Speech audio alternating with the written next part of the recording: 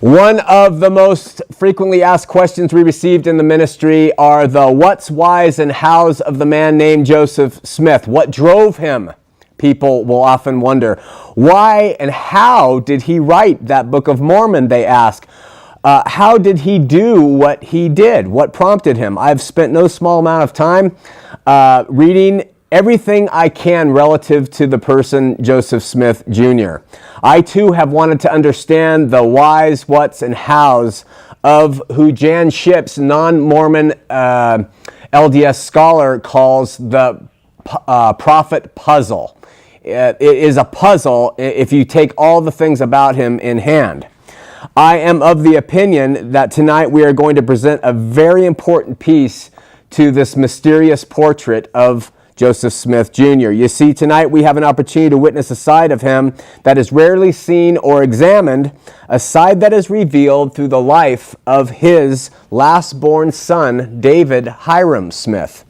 Where all the other children of Emma and Joseph, Julia, Joseph III, Alex, and Frederick were to some extent personally influenced by their father's presence, David offers a unique perspective of Joseph Smith because he never knew him personally, but only reflects aspects of him genetically.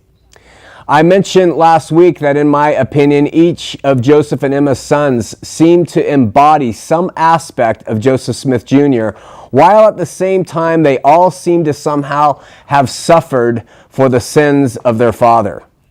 In my opinion, no one exemplifies this mirroring and suffering better or more than David Hyrum Smith.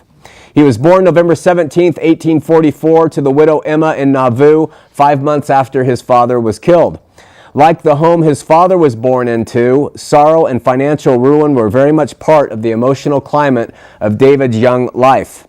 Prior to his death, Joseph Smith Jr. actually bestowed upon David his first given name and a heavenly promise. Joseph Smith said to Brigham Young, quote, "I shall have a son born to me, and his name shall be David, and on him in some future time will rest the responsibility that now rests on me." In fact, for quite some time, Brigham Young, even out here in Utah, operated under the notion that David would actually lead the Utah church, stating that the revelations of the church would rest upon, quote, "the posterity of Joseph Smith the prophet." Joseph Smith also said that David of the Old Testament, you know, the David who the LDS say was not forgiven for his sins. Joseph Smith said he, quote, "never did obtain the spirit and power of Elijah and the fullness of the priesthood, and that these powers and kingdoms would have been taken from him in these last days and given to another whose name should also be David," and what he meant was his son, his unborn son. In other words, and as with everything else in Joseph's Mormonism, David was part of a restoration of all things, becoming a second and more successful King David of the restored church here in the 1800s. Like his father before him, great expectations were heaped upon this unborn child, David Hyrum Smith. Prior to leaving for Carthage jail where he was killed, Joseph jumped from his horse and re-entered the mansion house at Nauvoo, where Emma sat inside pregnant with the child. He blessed his wife, saying, quote, "Thou shalt bear a child, and though he should be incarcerated in solid rock, yet he shall come out and make his mark upon the world. Call his name David." And he walked out and left and was killed the next day. Now remember, Joseph Smith Jr. had at one time or another indicated that both his oldest son and his youngest David would lead the church. He also told 7 other men that they would, in fact, lead the church when he was gone. But what made David really special was the fact that his father had begun to teach in Nauvoo that if a couple was sealed in his temple rites that he constructed, that the first child born to them after that sealing would have a special blessing placed upon them by God that the other childs, irrespective of their line in the family, would have.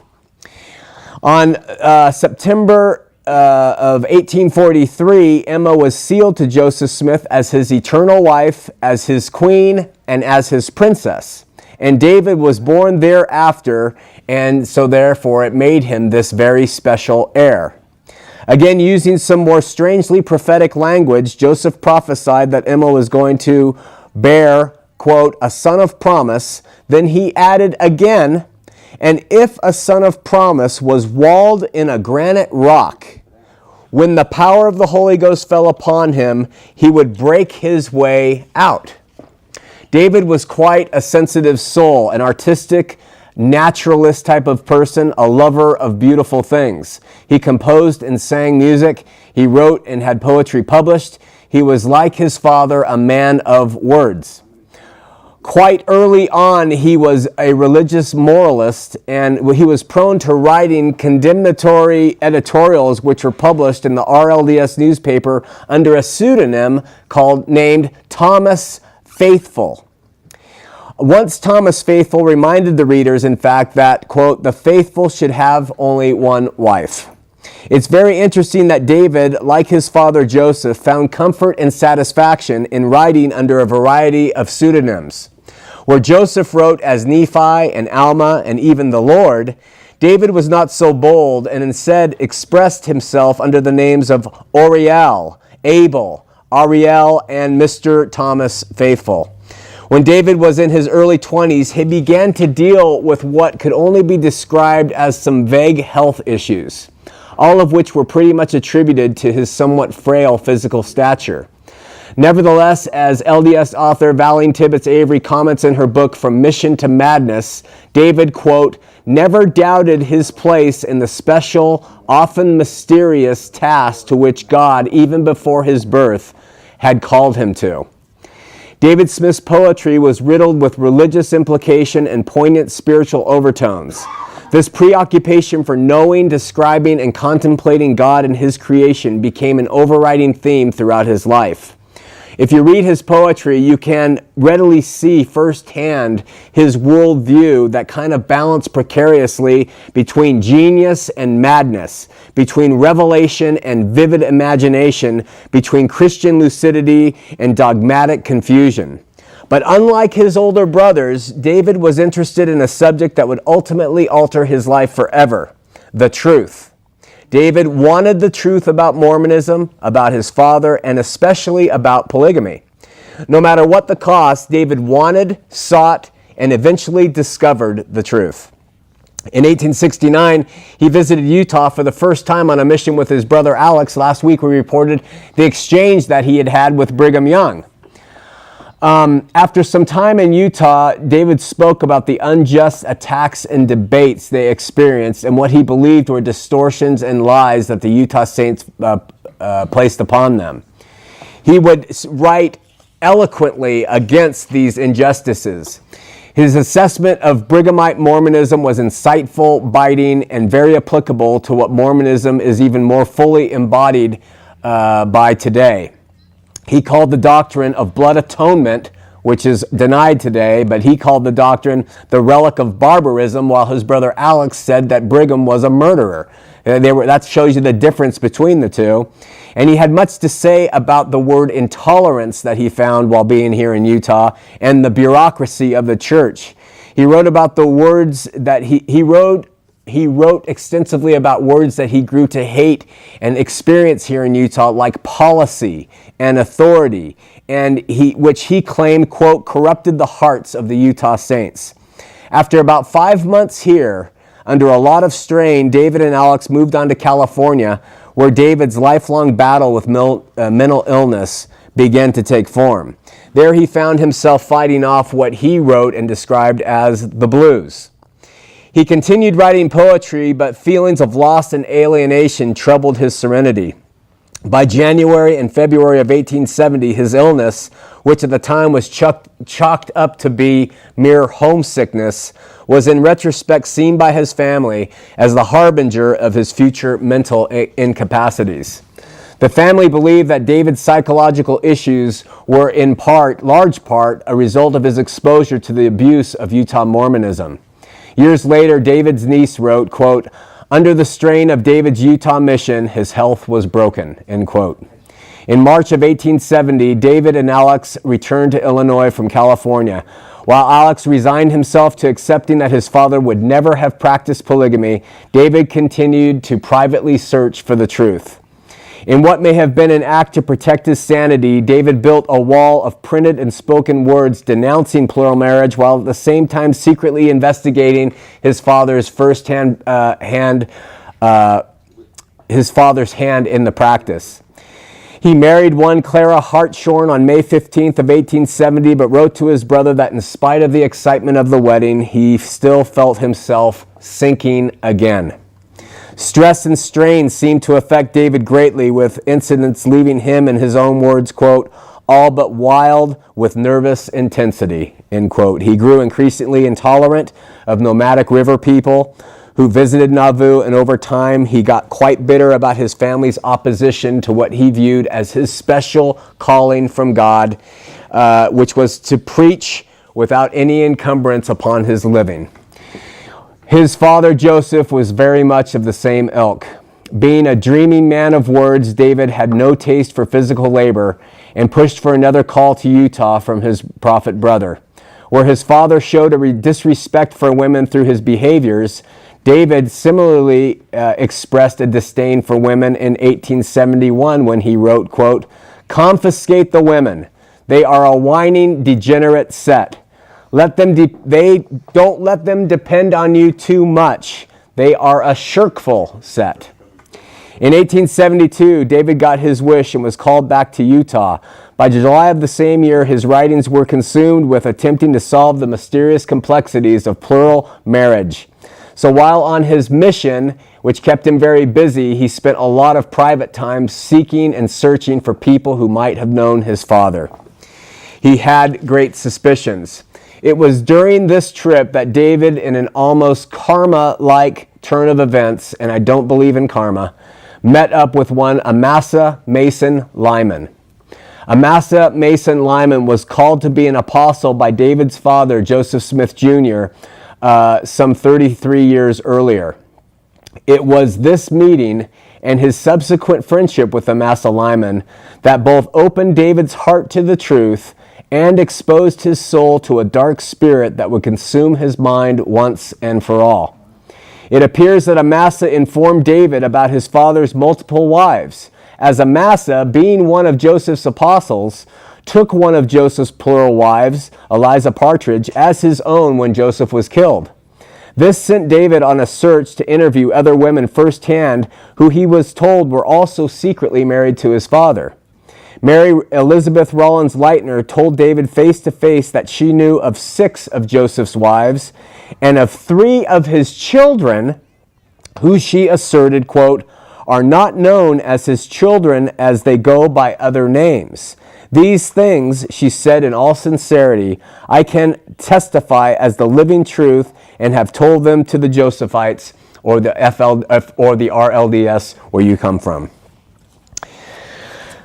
Just 6 months earlier, David had emphatically written to his family stating how the Utah Saints had brought great shame upon themselves by practicing polygamy and how he, quote, thanked God that the Smith family was spared from such disgrace.